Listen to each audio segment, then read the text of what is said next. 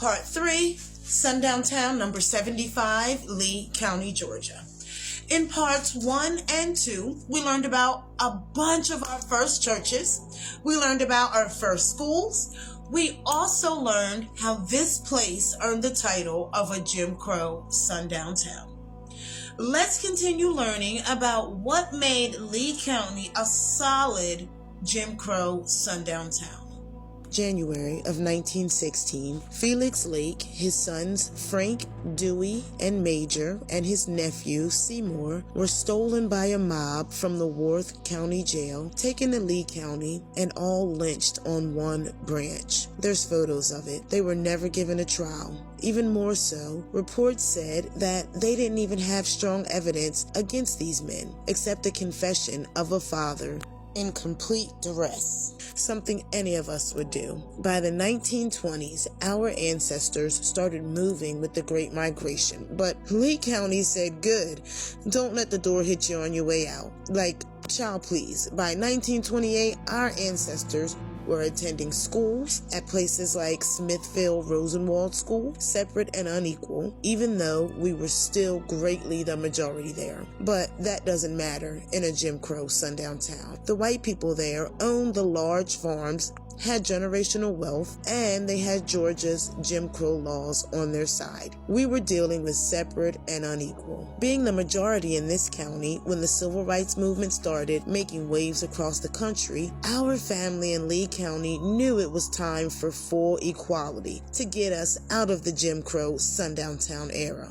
By 1962, the civil rights movement was in full effect in Lee County, Georgia. Our families were tired of segregation and generations of our vote being stolen from us. By the summer, a full voter registration project was in effect. The Student Nonviolent Coordinating Committee, or the SNCC, took the lead under the direct lead of Mr. and Mrs. Charles and Shirley Sherrod. You remember Miss Shirley from Bad Baker County. Her father was unalived, right? Yes, Miss Shirley was pushed into the movement. Students like Wingfield would go door to door to get our ancestors out to vote. They were fearless. Our ancestors could get fired, their homes could be burned, or worse. August 1962, Shady Grove was the first of many of our churches to get burned down. Even Dr. King was touched and wrote about this. At this point, forget integration.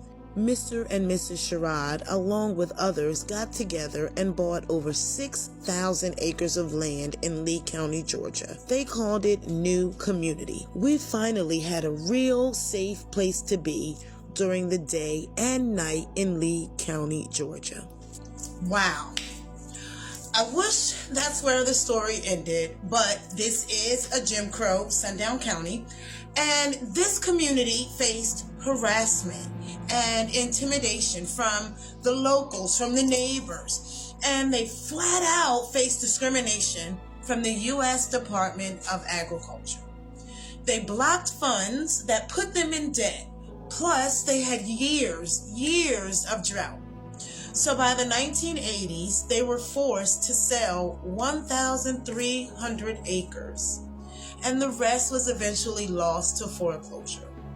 All wasn't lost though, because in 1999, they sued in a class action lawsuit. They sued the Department of Agriculture and won $375 million. And in 2011, they were able to buy back 1,600 acres of land. Here we are in 2025. Can anyone share a first-hand account about this place, past or present? Share this video. Tag them in the comments. Let's learn.